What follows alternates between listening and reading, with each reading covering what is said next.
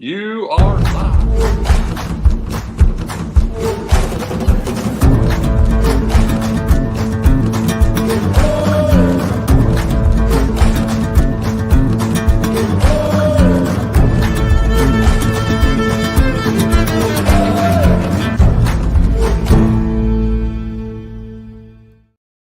Good evening, everybody, and welcome to another edition of the Wednesday Night Sports Exchange. Here we have it.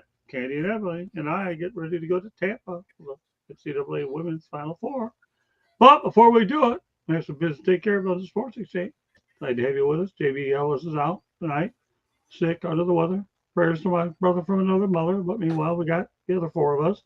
Hensman to the right in his stadium setting. Welcome back, Pens. Man. Thank you. Let's have the party started. We will. Candy Epley back again, doing a lot of getting on the air a lot. Of course, she's a new co-host of Inside the Big Ten. Thank you, Scott. Looking forward to having a great time tonight and looking forward to have a good weekend covering the women's Final Four. And the pundit who gets to do his pundit stuff here on the air. I love having him on this show. We give him one or two topics to bite on. We are live. All we need is Jimmy the Greek. Yeah. I don't know where you're going to dig. I don't know where you're going to dig him up. But George, I think that would be illegal considering where he is right now. George, don't kid yourself. George Eichhorn and I used to have him on as a guest over on Sports Talk many years ago, didn't we, George? Yes, we did, and it was a corrected version called that, Jacob. You are looking live. It was. You are looking live. You are looking live. But Jimmy you're the close Greek. enough. Amazing, Mr. Prisoner. Eichhorn and I had Jimmy the Greek on, and man. Oh no, Jimmy the Greek would have been awesome to have. He would have been an awesome friend to have. Seriously. Yeah, I'm sure he probably would have. Interesting break. And speaking of my longtime partner George Eichhorn, welcome back, Mr. Eichhorn. Good to be here again. Welcome everyone, and let's have a great show tonight. We will. All right. Well, the title says, should the U.S. invest more into soccer? We're gonna. First of all, I'm going to ask you each and every one of you that question. What do you think, Pensman?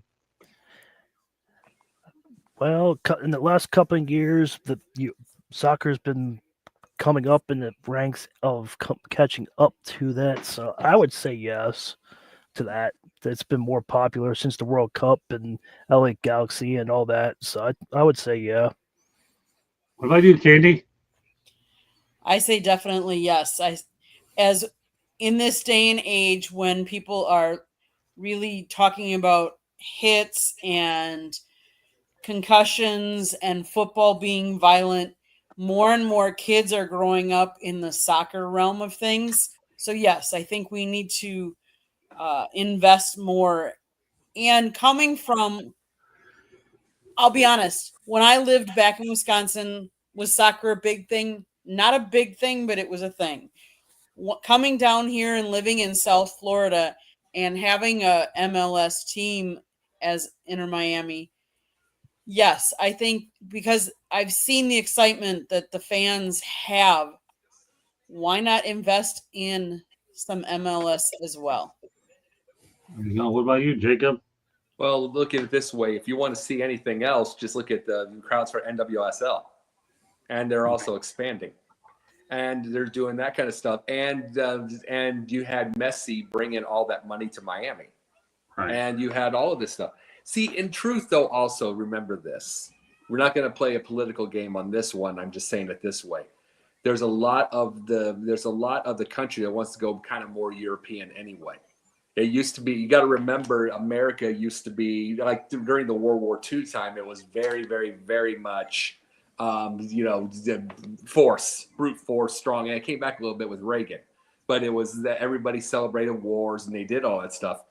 Now we're getting to the point where we're trying to be a little more cosmopolitan, a little more, less rough. I mean, they already changed it to like try to make the NFL less rough, all that kind of stuff like that. They're trying to make fighters less bloody. Like UFC has so many rules changes from over the last 30 years. So everything is kind of more cosmopolitan, more what do you look like in a suit, more the intelligence, more all that stuff. And that's what soccer really is. And that's why we have F1 here and everything here. So yes, they'll definitely be doing it whether we like it or not. But yes, I agree.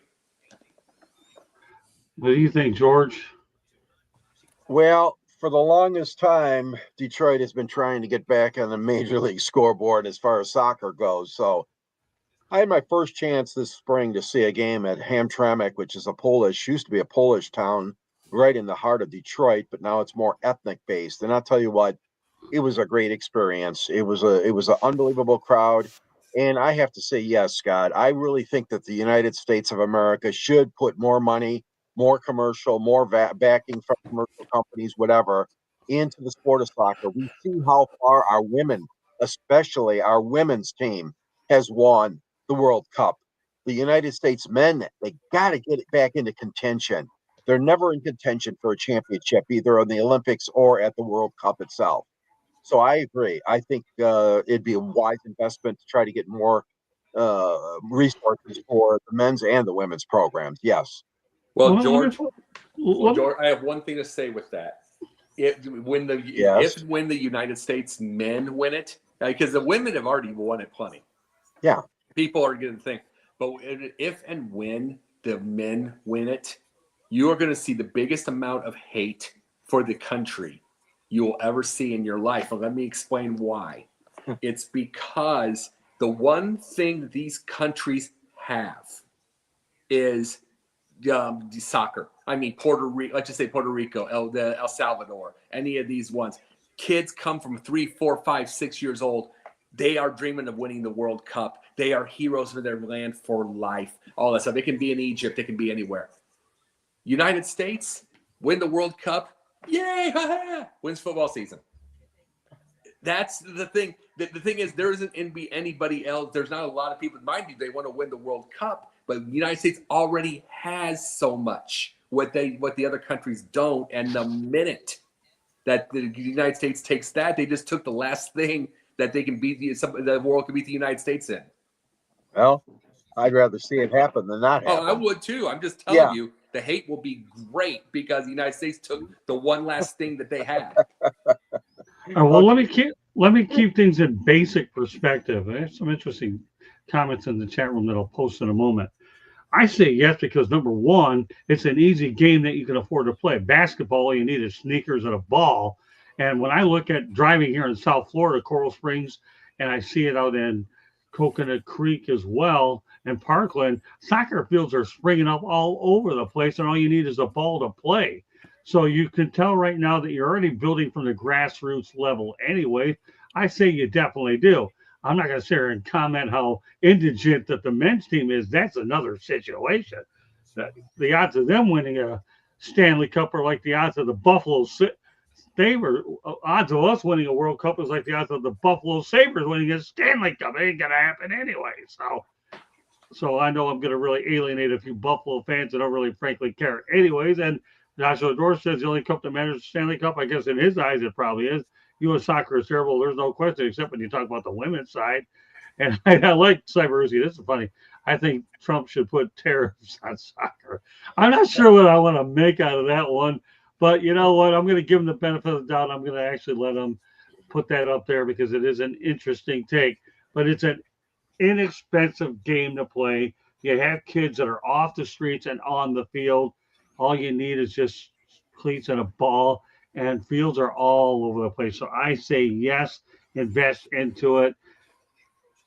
Now the second part of that clip here is FIFA President Gianni Infantino said a World Cup is 104 Super Bowls in 1 month. Now that's an interesting part of the whole thing. I really think so. I'm going to go backwards here. All right, thanks, Scott. I thought you would laugh at that one. Well, I did see a little bit of humor in that one, Cyberusky. I'm not totally what I consider, how do I want to say this? Ignorance of the fact that I can understand an interesting line when I see one, but you really did hit a pretty interesting spot. I don't mind being a little lighthearted on that one. But back to what I'm about to say right now. So, George, you agree that a World Cup was worth 104 Super Bowls in 1 month? Is that a little bit of a stretch? I think it could be a bit of a stretch, but it goes back to what Jacob said, that all these countries, that's the number one thing for every one of those countries that's participating. So I guess is what he's saying is that, okay, so let's say day one, it's El Salvador against Guatemala. Well, that's a Super Bowl. They would call that a Super Bowl. But then, you'd have to give every game in the whole tournament prior to getting to the cup. As you guys know, the World Cup, you got to qualify. So this guy must be talking about all the qualifiers too, leading up to that. That is a bit of a stretch for me. Soccer has something I wish a lot of our leagues did. They have relegation. I love that. I love the idea of relegation because like a team like the Philadelphia 76ers right now in basketball could use it, considering how they're tanking. The Jazz could use it because they're tanking. All that kind of stuff like that. I would love the idea where the last week or two means something, like it does in like for the really bad teams in their leagues. Yep. Let me go back to the chat room. I think I'm going to have a lot of fun with, Beavis and Butthead out here because this is going to be fun. I have a Beavis and Butthead here in the chat room, and I'll tell you, this is going to be an awful lot of fun. So Joshua Dorr is Beavis. Okay, is this the Tesla show? Is Santa Claus Jewish? I think you better talk to Moses about that. So all right, Beavis, there's your answer. So I have one of those humors there. Especially when you get me going for a road trip, okay? Then I'm really road sick. There we go. Look at this stuff. That Tesla show's on fire. Yeah, I'm telling you. So who remembers when Jacob? He didn't get annihilated for a while. But Bondi is investigating. Yeah, but I got to tell you one thing about Joshua Dorr. The fact of the matter is what I love about Jacob, he could come on here and take anybody's best shot. But I'll tell you one thing. San Diego had the San Diego chicken, we happen to have the Lake Worth chicken. So there we go. So it depends on what you want to call annihilation. So Joshua Dorr, if you want to continue to have fun, yours truly is ready. I love pingering at putts. All right, let's keep it going. Because after all, we do fight back. And this is a beautiful show. Not only is this a sports exchange, it's turning into a boxing match that'll turn into UFC, or in New Orleans, we'll call it cockfighting. Okay. So with that said, okay, let me continue the thought process. Candy, what do you think about the World Cup being 104 Super Bowls in 1 month? Of course, Joshua should go ahead and make all these comments because I left their cotton picking chat tonight because I got sick and tired of all the nonsense going on. So they should be a little bit going on there. So it is what it is. I don't mind tonight. I'm in a great mood. I'm looking forward to seeing some great college basketball on the women's side. Candy, what do you think about the President Gianni? Keep it up, Joshua. There's plenty more humiliation coming from the king of them all. So what I would say is World Cup soccer in other countries is like our Super Bowl, but in the United States, there's no way it compares. And the NFL is going to make sure it never takes over as well, because the NFL is going into all these other countries and promoting their product. And so do I think it's the same? No, not at all. NFL has World Cup soccer beat, especially at least in this country. Yes, maybe in other countries, soccer is way more, but in this country, I think it'll always be football. What about you, Pedman? I agree with Candy that with football, it's if you're with a different country, it's all about soccer. In America, we all live in a different day and age where you and Scott, or Candy and Scott, when they were kids back in your time, they probably played outside more. Jacob, they probably played more. I played when I was there. Now that I'm older, I don't see that many kids in the parks anymore. I don't see anything anymore. Everybody's playing video games now. It's just they don't play outside anymore. If they go outside and play soccer more, maybe they can get better. So that's my take on that. Well, here's the thing too, Benjamin. I mean, you're partially right on that part, but remember this. Tennis, soccer, all of those around the world, they've got the most beat up areas. It's like Rafael Nadal learned how to play on a wood racket for about 2 years before they gave him a real one. Right. And stuff like that. Soccer players learn off of socks rolled up into a thing and doing all that kind of stuff. They Right. get the Ukrainians, everything. They learn like that. The United States, they don't play outside and go play because if they are really that good, they've got all of these tennis centers. They've got soccer areas. They got the best. They got the best of every equipment by the time they're 8 years old. So Right. remember that part. It's like Americans. The part of the reason that we kind of get mad at the American athletes a little bit because they come right away with the on third base. They're basically born on third base. They've got all the best of everything. Mhm. Well, let me Sometimes they say get- this. Let me say this. I'm going to go back where Candy was at, okay? And here's that. We all know soccer, when it comes to what it does internationally, is king of the hill football, whatever you want to call it, their version of it. And we know that they put 80 to 100,000 in every stadium on the planet that they're in. But when you talk about the fact, and you're looking at football, okay, our version of it, the numbers are what they are worldwide. Why do you think the NFL is playing overseas? Now, again, the World Cup Mhm. is a big deal, and we know that the men's horrible and the women's are great. But to actually go out there and say 104 Super Bowls in 1 month, if that isn't an exaggeration, I don't know what the heck it really is. I'm not drinking that Kool-Aid. I am not doing it.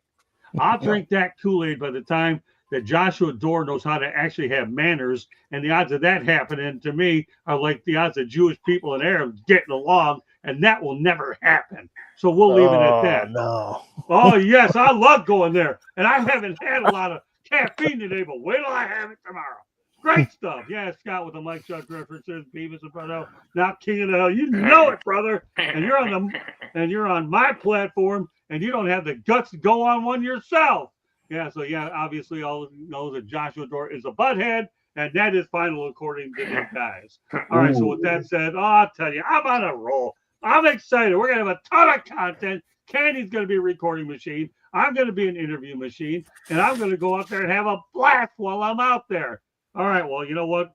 I'll have a voice by the time, and I have a very good crew that really likes listening to me go off because they're used to me anyway.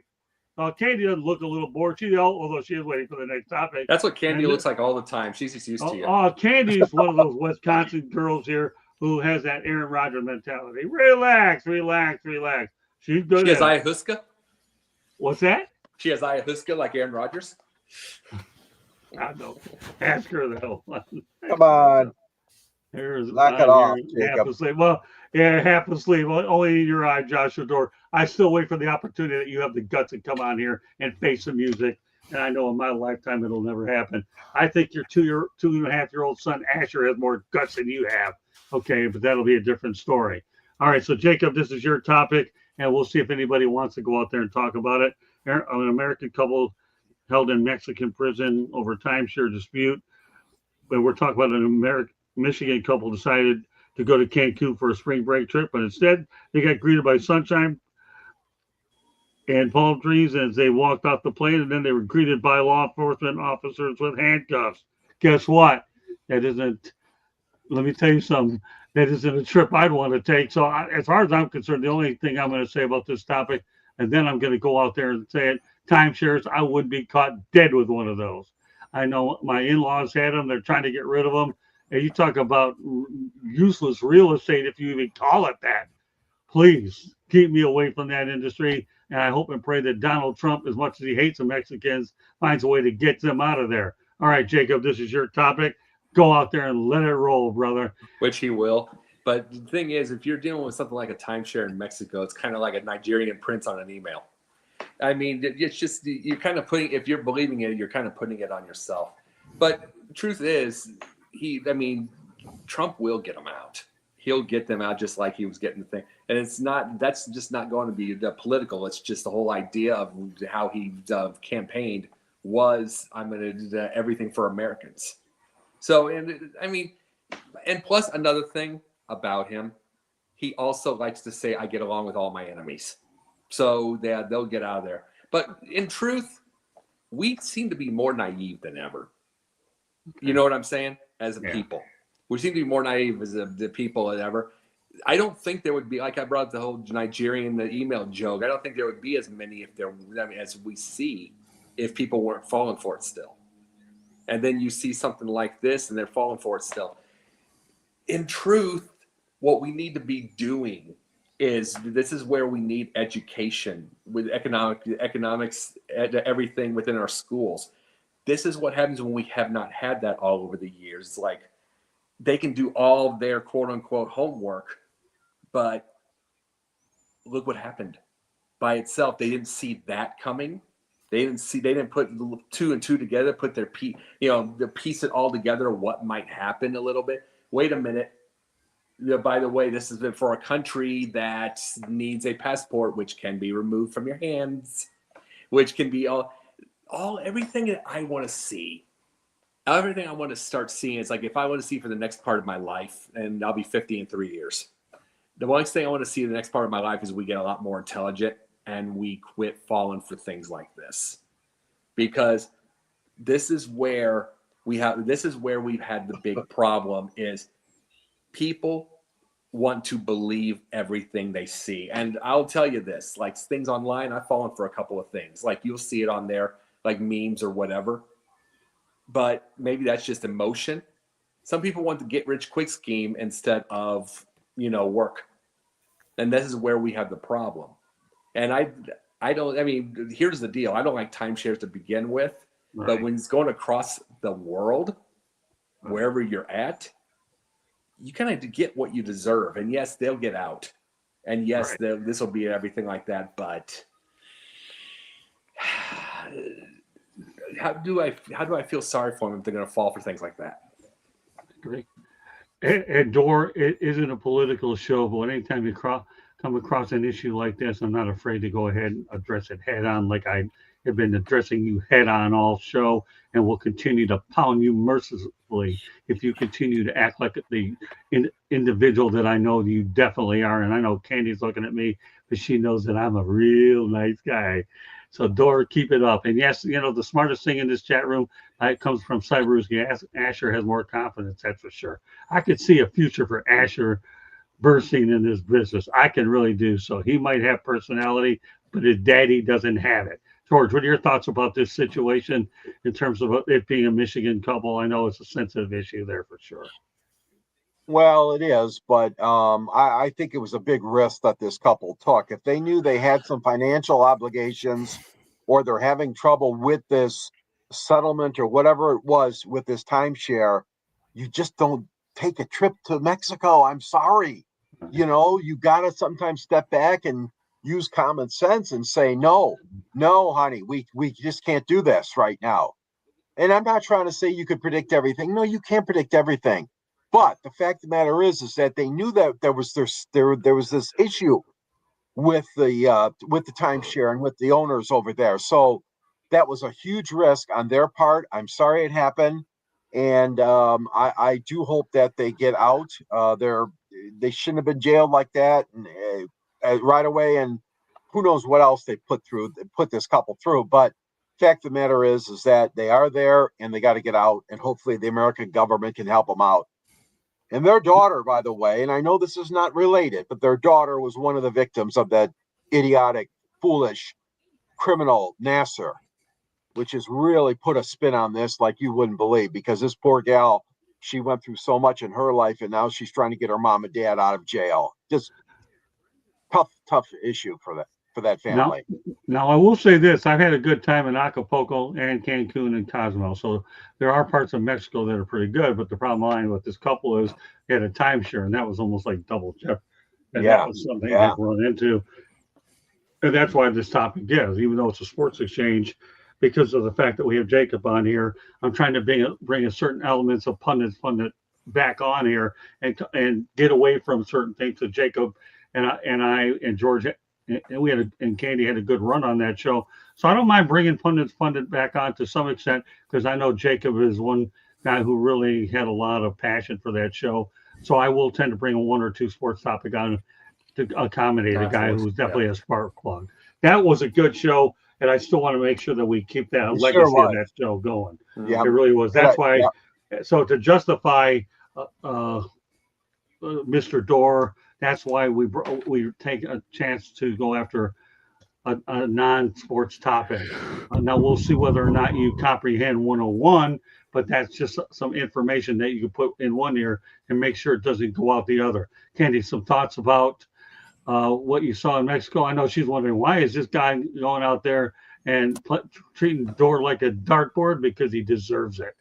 All right, Candy, some thoughts about this. I know I'm going to love talking to her on the way to Tampa, but it is what it is. I'm too stubborn to change, so it doesn't matter.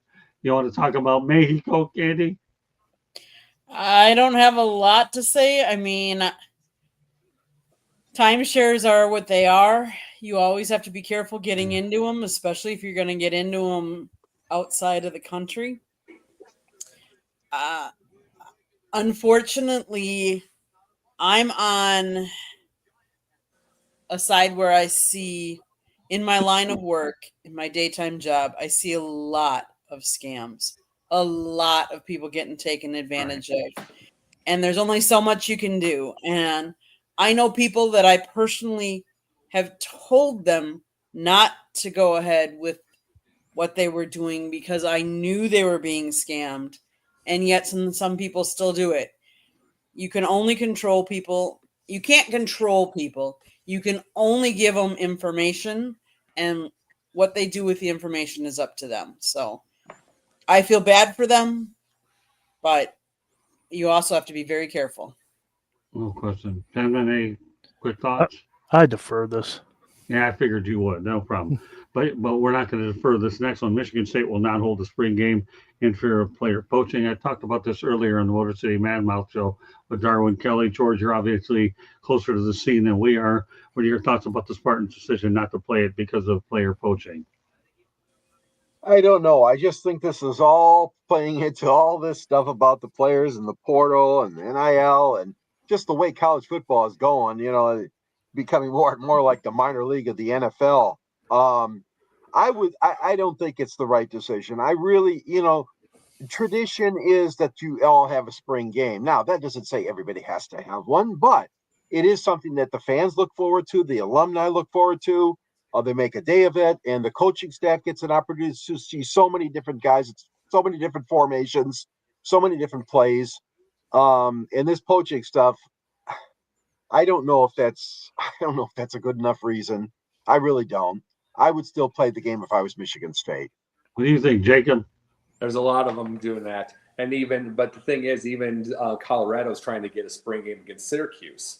Yeah, but that actually, the update on that is they got declined by the NCAA. Oh, okay. Oh, But okay. it's like that's what. But I appreciate you. But it's like No they're problem. even trying to think like, here's the thing about the spring game. Do I hate that they're not going to have it? Yes. And there's going to be a lot more. There's a lot more schools that are actually starting to do this.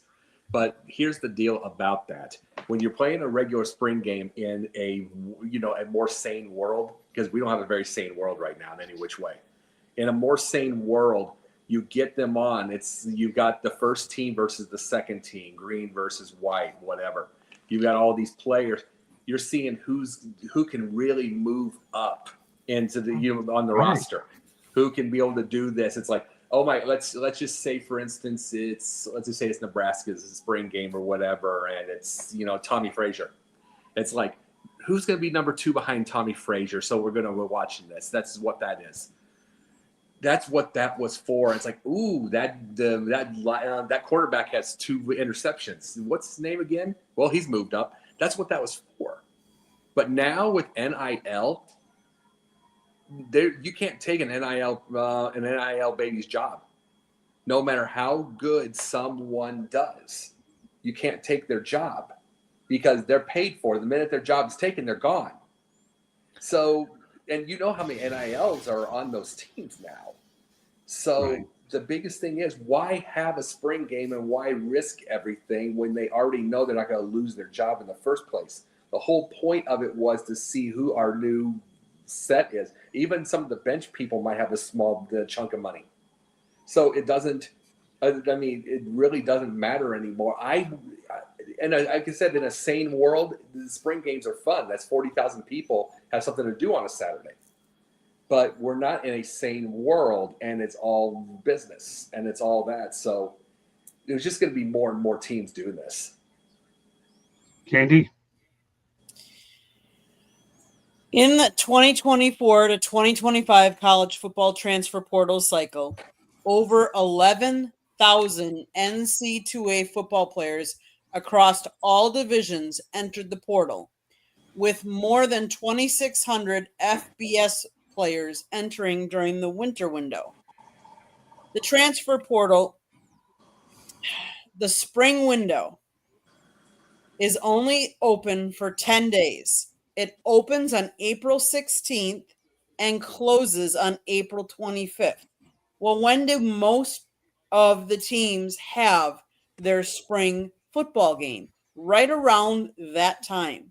So why they would even open it then is beyond me. Nearly 25% of the FBS transfers thus far this spring are multi-time transfers. So people are transferring and transferring and transferring. I think they need to really, I know, and we've all said this, the NC2A somehow needs to govern this better. I think they need to change when the portals are. So they're not open during bowl season. They're not open during March Madness. And they're not open during the spring for this. There are times that they can be open. I get it. A player wants to transfer, a coach leaves. And when a coach leaves, the portal is open for them. They don't have to. There's different regulations, but I think they've got to be smarter on timing from when the portal is open. And yes, Ralph, I agree that they need a little more structure. NIL isn't the problem with that. I think more of it is the transfer portal is what we're all upset about, because we're all upset about people leaving college football playoffs. There were teams that couldn't play in a bowl game because too many of their players had transferred. Like I said last week, blame parents for that. It's like the kids have no competition. It's all I'm going to get the best deal for me, but that's also going to hurt them for their NFL careers because they have no real situation. They remember used to go play to a certain area because they had a more NFL West Coast offense. They had more all that stuff. How do you know they're going to like 3-4 different offenses just for the money? And so they're not going to be ready for the NFL because they don't have any structure. But also some of these players aren't going to get into the NFL, but they want to get NIL money now. And I get that. I mean, they haven't been paid for so long, so I don't blame them for wanting to get paid. I think we've gone too far, that some of these NIL contracts are too much, but that's my personal opinion. So, Well, as I said in the first show, I think that the government should get involved at some point. I really do. And what I really enjoyed about the spring games is watching the competition at quarterback to see which one has the upper hand going into summer. I'll let Pensman have the final word on that. I have a news item, then we're going to go to a station break. Go ahead, Pensman. When you're a college fan or any football fan, you want to know who's on the roster.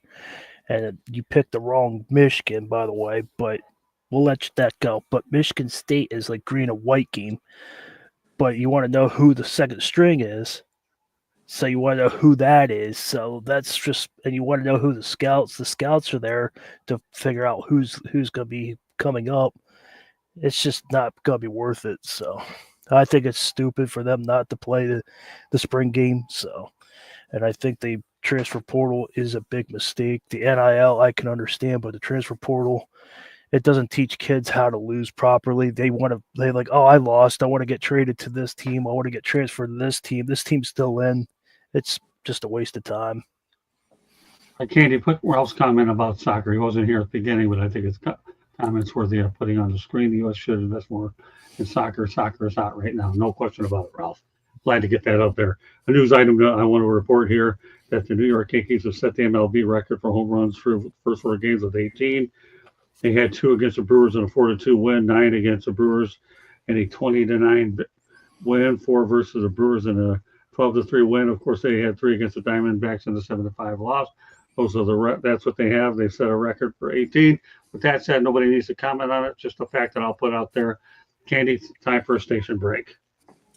South Florida Tribune Publishing Company published a book, Lessons from the Microphone, Tuning into the Enduring Wisdom of Visionary Leaders. It is written by our host, Scott Morgan-Roth, the Motor City Madmouth, with the foreword written by none other than another panelist, George Eichhorn. Both of them did a tremendous job. It talks about how the media has changed over 40 plus years.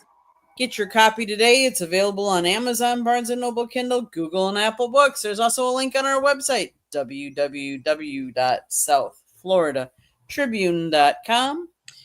If you like to listen to podcasts, you can find us wherever you get your podcast. If you see the red subscribe button in the lower right-hand corner, click it, like us, share us with all your friends and family. We're always looking for more subscribers. If you want to advertise, you can call Scott 954-304-4941. If you want to be a guest on the show or have show ideas, you can always email us at southfloridatribune@gmail.com. Back to you, Scott. All right, let's go to the NCAA portion of the broadcast. Big Ten was 8-0 in the first round of the NCAA tournament, and that's by far the best in any league in the first round. Unfortunately, Michigan State suffered a tough 70-64 loss to Auburn, and Purdue losing in the Elite Eight. Of course, Michigan ended up losing to Auburn. You had Tom Izzo and Dusty May falling, and the conference doesn't have a team that reached the Final Four. But I'll tell you what, though, with all due respect, 8-0 in the first round isn't so bad, is it, Benjamin? Not at all. I'm really impressed with Big Ten's basketball tournament this year. Wisconsin was in it. They were in it, and then they lost. Michigan went a little bit further. Michigan State had that big game that I forget what game it was, but it was back and forth. They pulled ahead in the second half and won that game, but they ended up losing that game. So Purdue, they had a nice run, but that's what happens. You play the game and you see if you can win and lose, how you play it. So, Candy, what were your thoughts about the Big Ten showing, not only in the first round, but throughout the tournament? I thought Big Ten played tough. I thought they were well represented. We had, like you said, 8 different teams in there. Sad to see Izzo lose. I mean, Tom's been there how many times? He's a great coach. Dusty May is up and coming with Michigan. Look at how well he turned that program around from the year before. Wisconsin was in there. Purdue was in there. Maryland, I believe, was in there, and Maryland just did a big hire. They hired Buzz Williams to a 6-year deal, so they've got a new coach. I'm trying to think who else was in there. That Illinois, I think, was in there for a little while too. But I see good things happening with the Big Ten, and I can see more of this repeating than not. Do you think, Jacob? You're from Big Ten country. Sure. The one big thing that before Kevin Warren went to the Bears, he got the Big Ten. He got I call it the B1G really, because it's like the Big Ten is like 26 teams or something now. I don't know, so I call it the B1G. But he brought that up huge before he left, and it's like, look what they've done in football. They've pretty much passed the SEC, which is very hard to do because the SEC had about a 20, 30-year run. And now look what they're doing in basketball. The main thing about it is they have all the money. Their league, the media, their whole media deal, everything. They got all the money to be able to have it correctly. And they're only going to get better, and you're going to start seeing – you're going to see a Michigan State, maybe even an Illinois. You're going to see those teams start coming up. They might start winning titles. It's just like – because remember, Ohio State won in football. They won in football. It's like, what? I mean, remember, 30 years where the SEC basically dominated as a conference with media rights, with everything, with their sports, with football especially. B1G could be taking it over now. It could be taking it over, and you could start seeing, let's just say 10 or 15 out of 30 years with a B1G title. You never know as far as basketball. You can't tell. And they could be for football, so they could just dominate both sports. What do you think, George? Well, I'm very happy as a Big Ten observer, and two teams in my state, obviously Michigan and Michigan State, advancing to the Sweet 16, which was really wonderful for the state. I'm not surprised that the Big Ten was successful, like you said, 8-0. Candy mentioned Maryland, and of course MSU and U of M and Wisconsin, Purdue, UCLA had a good season. The Illini, Fighting Illini, and the Oregon Ducks. You had some really good teams. It was a really good overall, a really dog eat dog kind of season for the Big Ten, and that in itself it is helpful, but it can be hurtful. In that point, look at Michigan State. I give so much credit to Tom. I know Tom Izzo has only won one title, but this man works his butt off, not only for his team, but he schedules opponents that are going to be tough and make his team tougher. And that's what I like about Tom Izzo. He may not have those numbers behind him like 1, 2, 3, 4 championships. He's got one. But the fact of the matter is they always play tough. And you're right. Dusty May was a great addition. And I know, Scott, you've said that that was a no-brainer, as you said on a previous show. So Michigan is in a good position right now, and so is Michigan State. But yeah, the Big Ten is a really good conference, not only in football. Hats off to the Buckeyes, even though I hate to say that, but hats off to Ohio State, and not in the Final Four. That's a little bit of an eye opener for me, but it's okay because they had some great teams this year, the Big Ten basketball. Well, let's not forget something that can't overlook. The SEC's won all these national championships in football, right? But what happened when you put them in a college football playoff setting? They were vulnerable. Yes. So when you were in a Georgia. tournament You still had Georgia situation, for a while, but pardon me? you had Georgia for a while, but I get your point. Yes. Yeah, they were vulnerable. You put them in a tournament. Even Jim Harbaugh's glad he only had to win 2 games instead of going through that. So, but yeah, and the Big Ten not only a winner in the pocketbook, they won the last 2 football national championships, and they're winning in the pocketbook. But you put them inside that college football playoff 12, and all of a sudden SEC looks normal. But yeah, there's no question that Tom Izzo's a respected coach. There is. He plays the best. He doesn't care. And he produces a lot of NBA pro players that not only turn out to be good players, but they turn out to be better people. Believe me, look at the alumni base. I'm not going to get into it. So and I know what Dusty May's going to do. I saw what he did for mid-major. He brings in Vlad Golden. So Michigan's on the ride, but I'm going to give Dusty May's credit. But the main thing is they were 8-0 in that first round, where the SEC, they had so many teams, like 14, they were dropping like flies. And when it's all said and done, of 14 teams, only one of them is going to make it to the finals. 1 out of 14 will make it to the finals. You will not get an all SEC championship, even though you have 14 in it. Let's not forget about that. So as I transition over to the next topic, only 2 head coaches have led 4 different men's basketball programs to the Sweet 16. John Calipari led UMass, Memphis, Kentucky, and Arkansas. Lon Kruger led Kansas State, Florida, UNLV, and Oklahoma. And obviously, and the second round was established in 1975. That is amazing. Just 2 coaches have done it when that particular round was established in 1975. I'll start with you, George.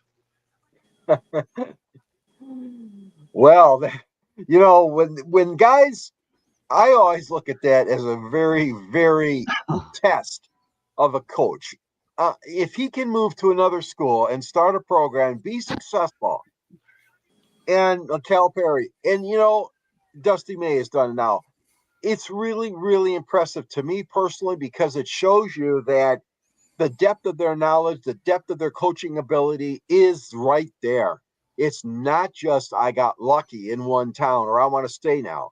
Don't get me wrong. I mean, I also like the John Woodens and the Tom Izzos and the Bob Knights who stayed at their school all the time.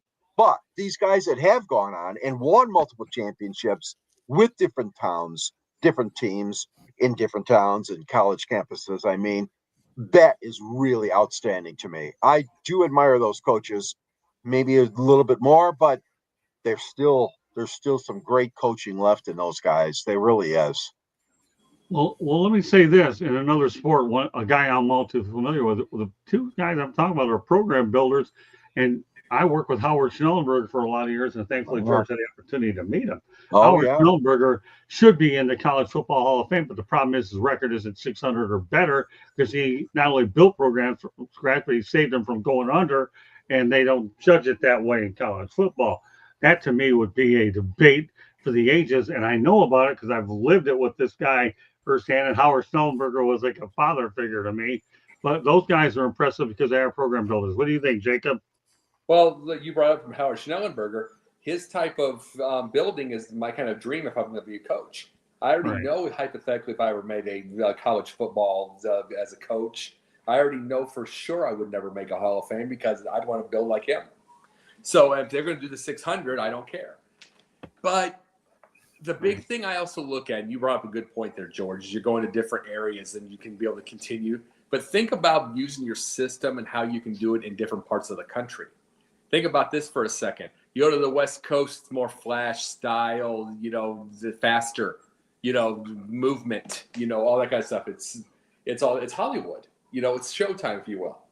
East Coast is tougher. It's rough. It's lower scoring. That's just what it's been, even though it's starting to change. But it's rougher. You can go inside a lot more inside game. Midwest, kind of a lot of outside. There's a lot of outside shooting now, especially through the Midwest. But Indiana and all that stuff and what kind of style that is. If you go to, think of how good Patino is, Calipari. They've gone to about 3 different time zones in worlds that are completely different. That's where you have an understanding. Can you bring your system into worlds like that? You can't just bring a New York system into Indiana. You have to have your system and adapt toward Indiana. It's just the way it goes. And it's just the way it goes. It's always been. That's why there's 50 states in this United States. It's just different. Remember, you have farmland. You've got this city that hasn't seen a tree. You've got beaches. You've got everything. That's all mindset. So if you're able to win like that, you cannot force. See, one of the things is Bob Knight. You brought him up. He went to Texas Tech also. He did make an Elite Eight, but he was also struggling. Yes. Yep. He was also struggling in the last couple of years. He tried to shoehorn his deal inside of the, you know what I'm saying? He tried to shoehorn his style into Texas. Texas is much different from Indiana. So he was struggling a little bit. Even remember, the parents still loved him for disciplining the kids, but he lost a lot of energy when he went over there. And he was trying to shoehorn his style there. And it's such a different world. And it's like, you got to have a style, but you got to go along with the world that it is. It's like, makes me wonder how Wooden would have done if he would have ever, say hypothetically, gone to Indiana State where he went to college. What if he coached at Indiana State? Remember, he was coached at UCLA for 27 years or something? What if he went to Indiana State? Mind you, he's from Indiana. He's from Terre Haute. He understands, but would he be able to? What would he have to do with the style that he had? Would he have to have been different? Could he have done it? Absolutely, but it begs to differ. You know what I mean? It makes you wonder. Plus, it makes me wonder. Imagine John Wooden with Larry Bird. Boy, doesn't that? Boy, that's a low. Let me tell you one thing, Jacob. John Wooden would love him. Having spoken to Coach Wooden and interviewed him, he could have taken his style anywhere because this style was more than X's and O's. It was about life. Yeah. So that's what makes him different than anybody else. But I like the fact that you found a way to sneak Larry Bird's name in. I happen to meet both these guys. John Wooden would John Wooden wouldn't have even had to coach if he had Bird around. He'd just be doing this all the thing with a little newspaper. He'd just be watching. They'd be winning by 40 every game. Yeah, but I'm going to tell you, Larry Bird would be clean shaven. He got rid of Bill. You told Bill Walton if you weren't clean shaven, he was going to blow you out of here. And Bill grew the facial hair when he left UCLA, and that's a story that's been heard. Candy, what do you think?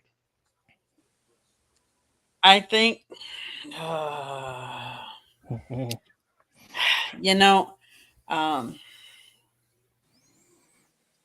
refresh my memory what we're talking about. I'm sorry.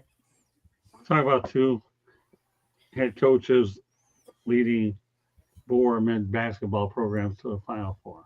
I think you're going to find that that's going to happen more often because I think that people tend to now not necessarily get bored, but want to have more challenges. And I think with the transfer portal that I think coaches are going to be transferring as well as players. I think you're going to have more of them. I think you're also, because let's face it, there are teams that have very short leashes. So if you don't get to a certain level, your contract, they're going to look for somebody else. And so I think you might have success one year, but if you don't have success the next year or the year after, you're going to be out quicker. And so I think there won't be the longevity of coaches staying in one school for a long period of time. So I think that moving and having success at different schools is going to happen more often in the future. Yeah, but let me say this to you, Jacob, Yeah. about Rick Pitino and that New York style. He got it to work in Kentucky, of all places. See, Lexington and you're Louisville. correct on that. That's what my point was, though. He got it. He was in the Midwest. He was in the East Coast. There's the Midwest, Jacob, and then there's Kentucky. No, you're correct on that. But I was making that because of that point I was making. It's like, can you get yourself? I mean, you can't get more New York than you cannot get more New York than Rick Pitino. So get that point. Oh, that's true. I'll give you that one. But he made it work in Lexington and Louisville, and he won there. Yeah, that's the point I was making. Is he's gone to different time zones. He's gone to different parts of the world and brought it. And he's lit. If Pitino was on this show right now, he would completely agree with me. I have a belief in that you have to be able to adjust to the different worlds that you're in. Well, he wrote a book, he coached in the world, and he's been through an awful lot of adversity, and he still comes away looking like, because of the fact that he's what do they call him, the Godfather? So he's an intriguing cat. He's Michael Corleone at this point. Is that really what it is? Okay. Yes. What do you think, Penman? You learn a lot about college basketball tonight, Penman? You start somewhere and then you make your name and then you move somewhere else and then you go and recruit other people and people watch college basketball and then you end up on their front step and then the kids will be excited. That's why you get all excited because Calipari's at your front step and he's like, hey, I want to offer you a scholarship to play with me. And everybody's like, yeah, I know what you did in Kentucky. So that's what I say about that. You got to make a name. And if Coach K did the same thing, I know he was there all the time at Duke, but if he went somewhere else, he would be on that list that you said too. I guarantee you, if he went to a different school, he would be on that list that you said too. Because he can be, Coach K was one of those coaches that he can go to a different school and make a Final Four run too. Okay, it's prediction time. We got a couple Final Fours. We're going to start off with the women's Final Four, which is set. Candy and I will be there in Tampa at Amalie Arena. You're going to have Connecticut, South Carolina, and then you're going to have South Carolina. Let's see, what do you have? So UCLA against Connecticut. South Carolina against Texas. There you go. All right, so Penman, you want to take a guess here on any of this? You follow the women's at all? South Carolina's winning that and then losing to UConn in the championship. Good enough. All right, Candy. I would. Connecticut's the 2 seed, just so everybody's aware, and they're going against UCLA. That's the late game on Friday. I think Connecticut will take that. On Friday, the early game is South Carolina against Texas. While Texas is playing very good, South Carolina is the defending champions, and you can't go against Dawn. So I'm going to say South Carolina takes that game, and then South Carolina beats Connecticut in the finals on Sunday. Really? Interesting. Okay, Candy, I like it. I don't know if I'm going to agree with it, but I like it. What do you think, Jacob? Let's just start the game right now. Just saying it's UConn versus South Carolina. And I think UConn breaks South Carolina's streak. But I'll say this, regardless of what happens, Dawn Staley's ridiculous. A ridiculous coach. She is awesome. I mean, for the run that they've had like this, like crazy. I mean, you got to realize they've had a lot of close games this time around. There's not a lot of blowouts here, and she keeps. I mean, they just keep. I mean, that takes coaching in itself. So that just tells you everything. I think they're a target now, so there's a lot of closer games. But I think UConn is just way too tough right now, and it is Paige Becker's last shot, so might as well. What do you think, George? I'm going to go with the sentiment here, really, because I've taken a look at this situation and looked at it this way and that way, and I got to go with the favorites. UConn to defeat UCLA, South Carolina to defeat Texas, and then in the finals, I'm going to go with South Carolina though, over UConn in the final. Well, And you will be there. You will be there, Scott and Candy. at least I can say one Big Ten team made it. It just so happens to be located in Los Angeles at UCLA. Yes. And I believe, if I understand correctly, it's the first time the UCLA women have ever been to the Final Four. If I I did understand hear correctly. that. Yes. I mean, John Wooden may not be walking in that door, but the UCLA women are.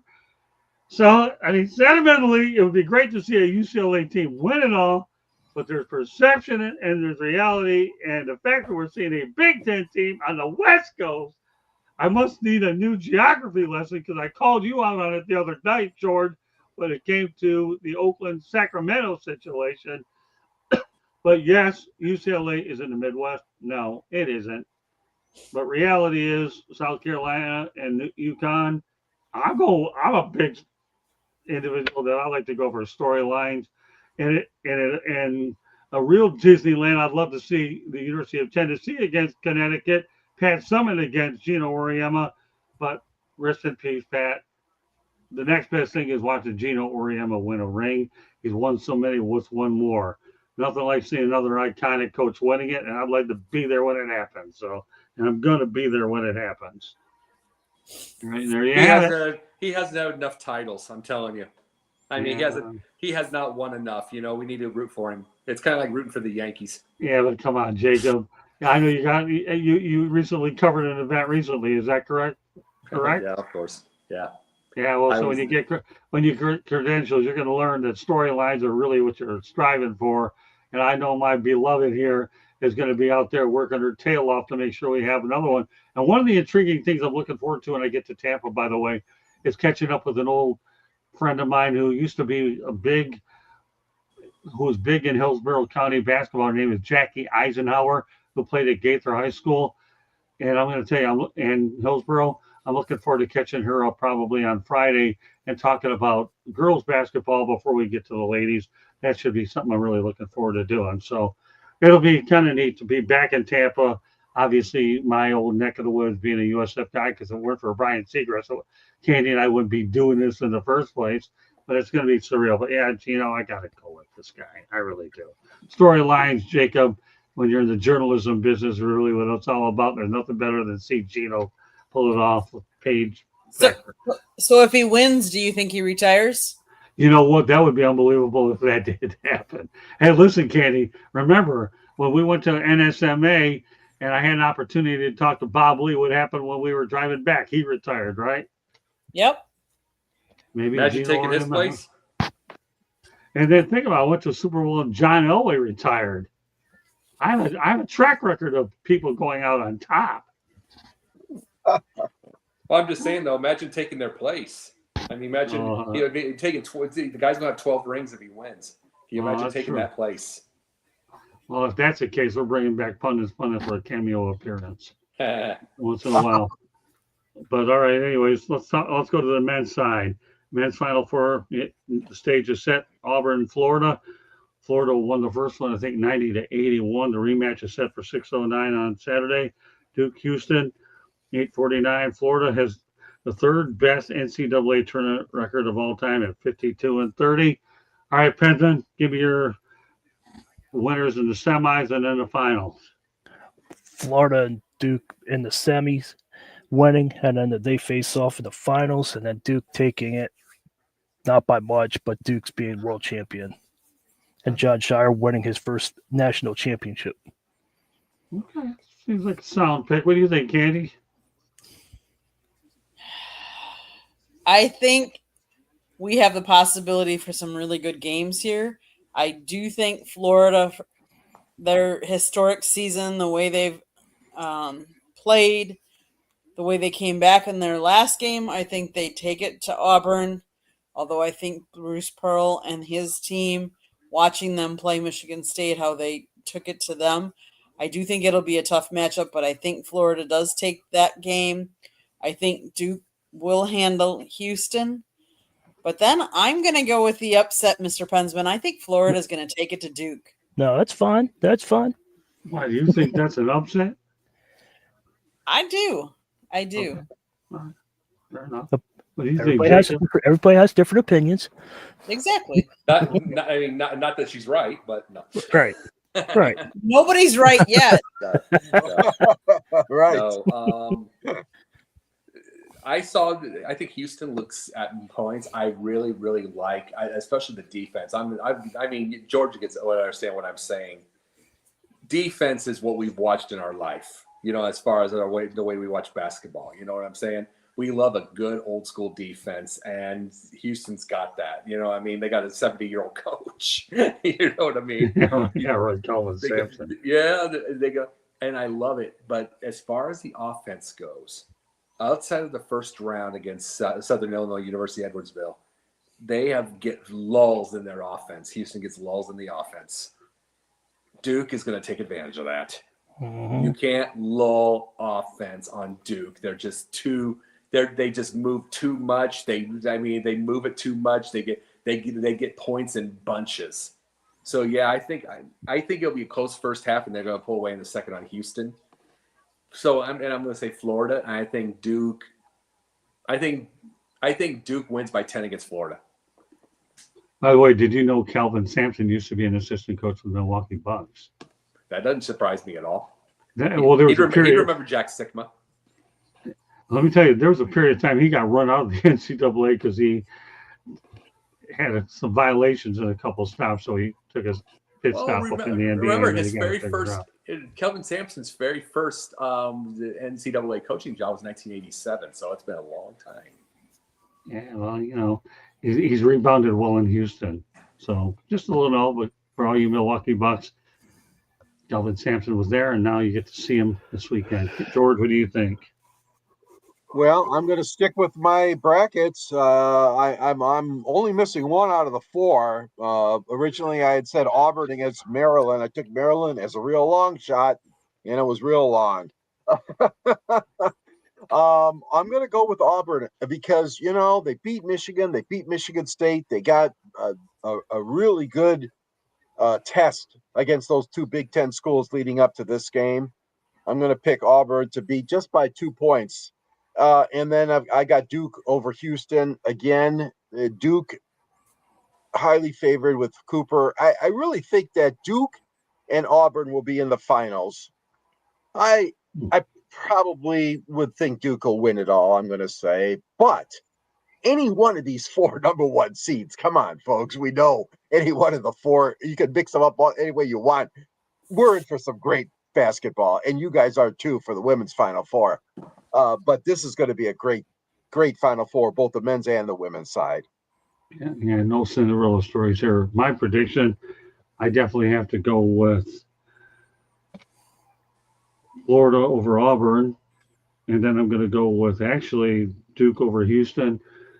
I've been picking Florida to win the whole thing all year. I can't go against them now, but I think without a doubt, Cooper Flagg is the best player in college basketball. Oh, and I hear he's actually going to come back for a second year. He doesn't want to go out.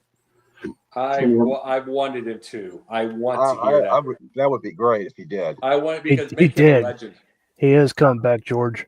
Yeah, he is going to come back. So, but I'm going to go Florida winning it all, but maybe by about 5 points. There you have it. So now we go on the parting shot. Pensman lead off. Ovechkin scored a goal tonight, 5-1 loss, but Ovechkin is 2 goals away of tying Wayne Gretzky and 3 goals away of Pat being the all-time score leader. So congratulations to Ovechkin. You're going to get it either against my Penguins or the beginning of next season. So just want to give a congratulations to Ovechkin, even though I don't like the Capitals. So you got to give credit where it's due. I actually think the Capitals are going to win the Stanley Cup. That's I think so. I think so too. I have a gut feeling. I don't know why. I'm not drinking the Panthers Kool-Aid. Because their forechecking's good and their speed. Well, I don't know. Well, number one, they're not as banged up because they didn't have anybody in the Four Nations tournament. And a lot of guys got hurt. That too. This is the best Capitals I've seen for a long time. And Ovechkin's playing well, so I think they're healthier than anybody. and they have the best player in the game at the moment. So I think the Apples are going to win off. Oh, So, yeah. Candy, what's your parting shot, Candy? Baseball came out with the revenue that each team generated back in 2024 and how much of that revenue is going towards the 2025 payroll. My beloved Milwaukee Brewers, Mark Antanasio, what are you doing with all your money? Your revenue was $335 million in 2024, and your payroll is only a measly $137 million. Only 40% of what you took in revenue last year is going to your payroll. You need to do better. If you want to, we're a small market team, and I get that. But we need to have, you have 5 pitchers on the injured, you start the season with 5 pitchers on the injured list. And yes, you wonder why the first 3 games the Yankees hit the bejeebers out of the Brewers. But I give kudos to Pat Murphy and the coaching staff, because look what we've done in the past years, knowing how little of the revenue that we actually have on spend on the players to actually be close to the playoffs and win divisions. Kudos to the coaches that make that happen. Go Hey, Brewers. Jacob, I'm anxious to hear yours. You were hyping it. Now I want to hear it. Coaches. This is the thing, too, Coach. You brought up this thing, Candy. I was watching the Blues and the Detroit last night, that game. Great game, by the way, George. Great game. It was just, that's the deal. It went through overtime. But I want to say this. I look back to Craig Berube and taking the coaching spot late. They were dead last, got them all the motivation. They win the cup from the second half of the year. And what happens after? Just lost your energy, lost everything. It just feels like another day at work. And it does. Like I said, now you got Jim Montgomery, who has won a minor league title, who has won a college title. But remember, this is the same Jim Montgomery who had 2 monster years in Boston and lost first round. But this is the thing about this. It's like you've coming in with all this energy again. Montgomery, just like Craig Berube did. You could easily win a title. That would be 3 different areas you've won titles. So let's just say you do it.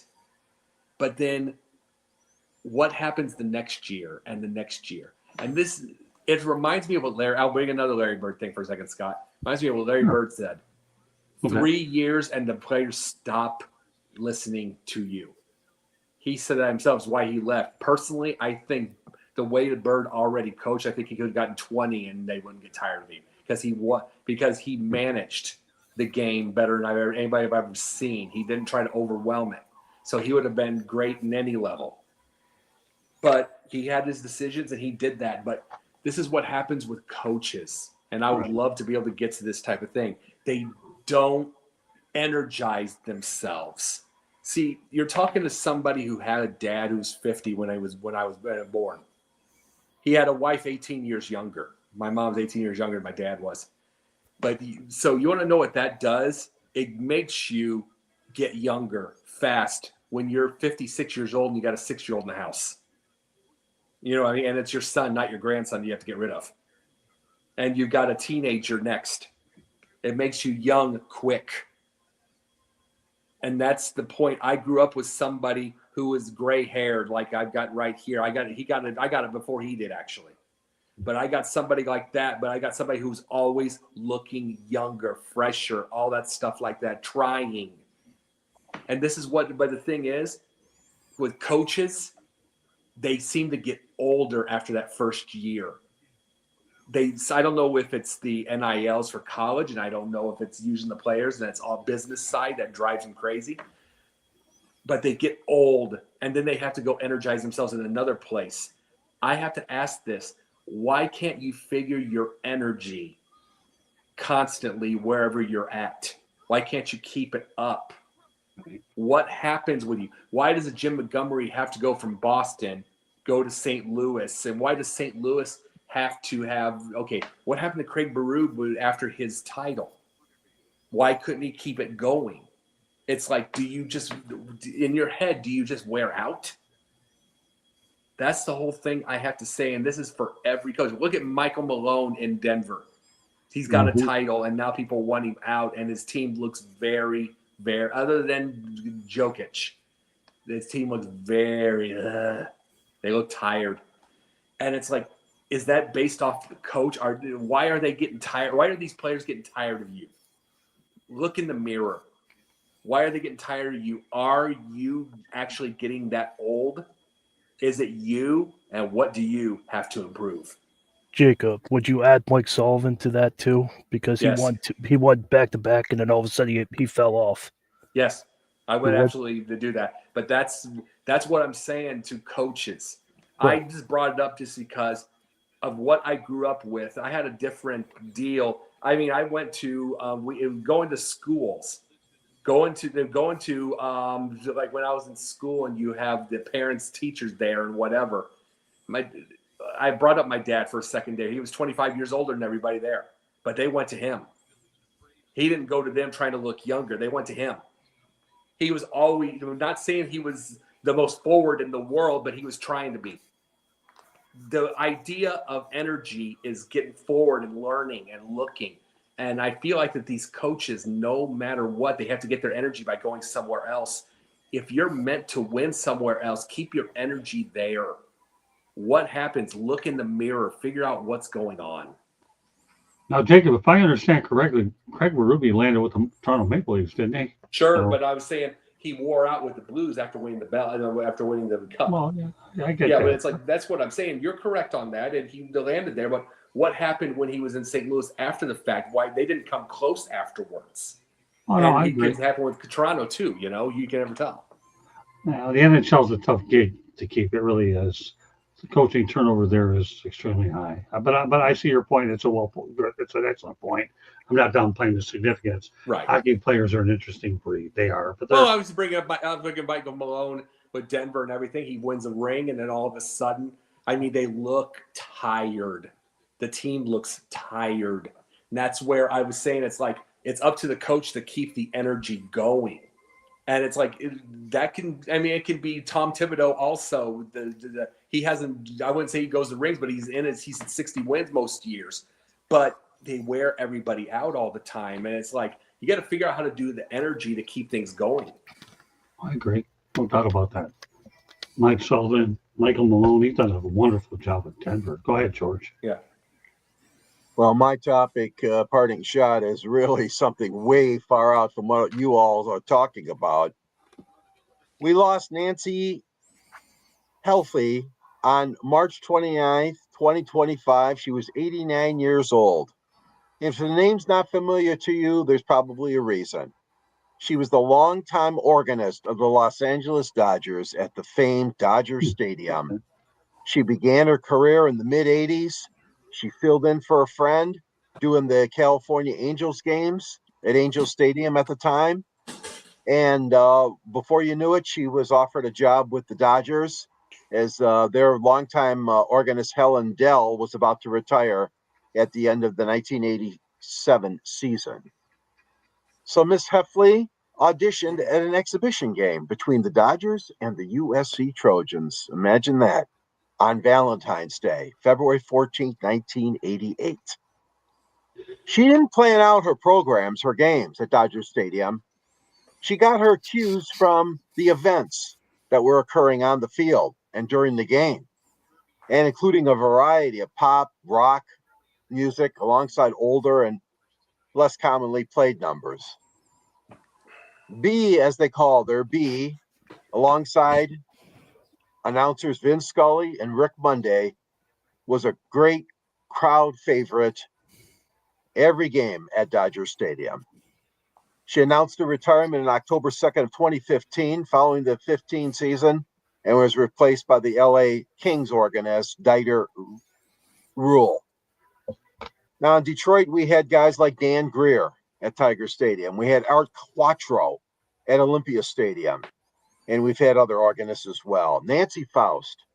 Who can ever forget Nancy at Chicago? I know I wouldn't. I saw her at the White Sox at Old Comiskey Park. What Yep. did I say? I wrote a story on her years ago, remember? You did. Yeah, you Nancy did. was a sweetheart. And I had a chance to meet her too one time with my friend John Wendler. Yeah, Great organist, great ladies. These are ladies that you don't hear about, and they're not just ladies, there's men as well. But Nancy Heffley, rest in peace, my dear. You had a great life full of music, and you made Dodger Stadium come alive. Let me tell you that much. well done, George. I like you Thank you. digging in the organist to come up with a tune to this nature. That was really good. I have a couple.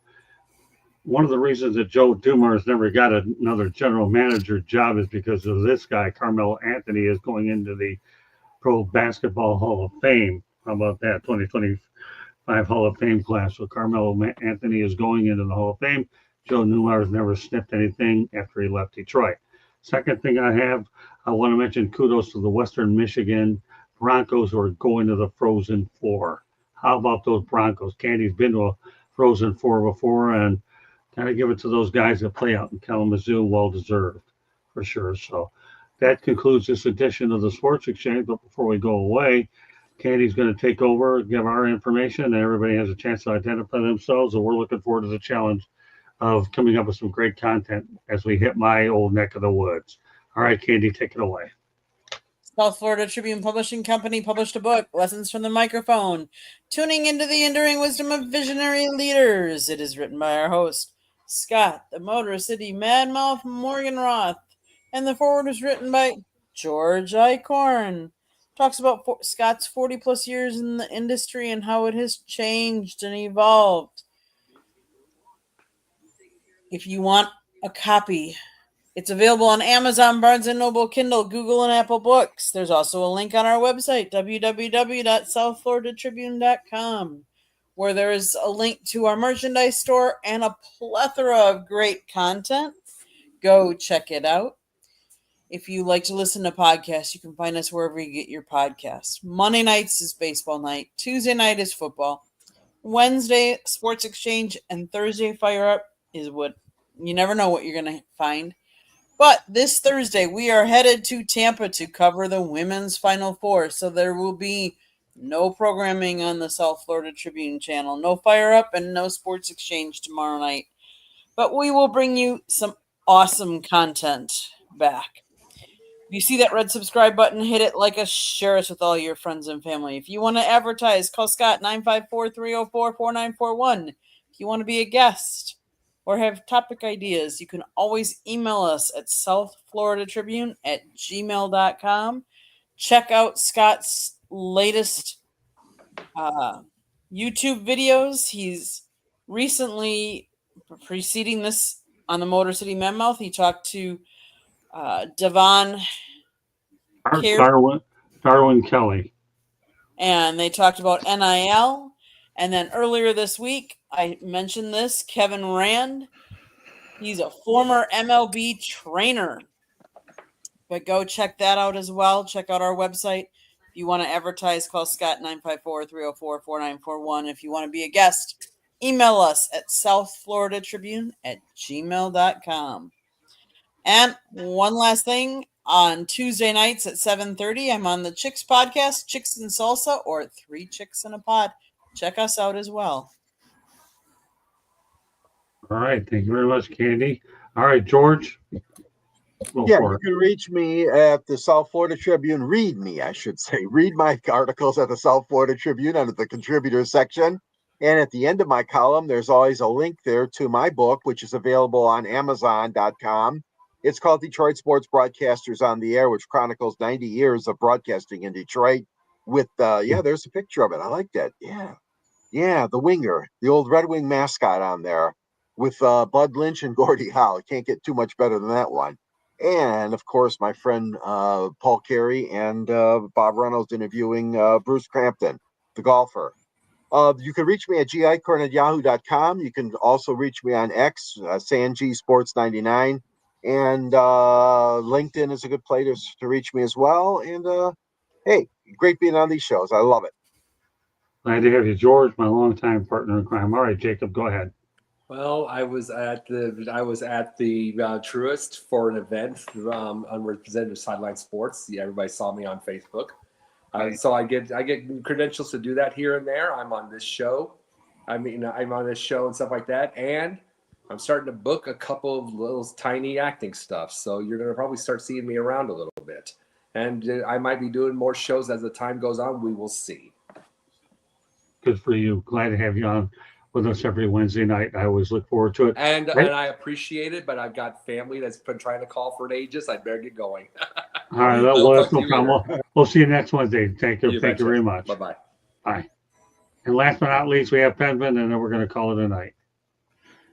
You can find me on X at Pensman Sports, and you can find me on YouTube at Pensman Sports. I have 767 subscribers, so let's keep that mark moving up, and I appreciate that. Try to hit that 1,000 mark before the end of the year. Good goal to have. All right, well, meanwhile, that does it for us. Candy and I are off to Tampa. George Eichhorn won't be on Monday night's show. He has a commitment with the Pistons. No problem. Megan Price will take your place on 108 Stitches Baseball Talk. Looking forward to having her on talking baseball. And we'll have you on, I believe, next Wednesday night on, lo and behold, this edition of the Sports Exchange. So on behalf of Pensman Sports, Candy Ebling, and George Eichhorn, my name is Scott Morgan, North Motor City Madmo. Thank you for joining us on this edition of the Sports Exchange. We'll see you next Wednesday. Good night, everybody. Good Enjoy night. the games. And thanks everybody for commenting in the comment section, but enjoy March Madness. You bet.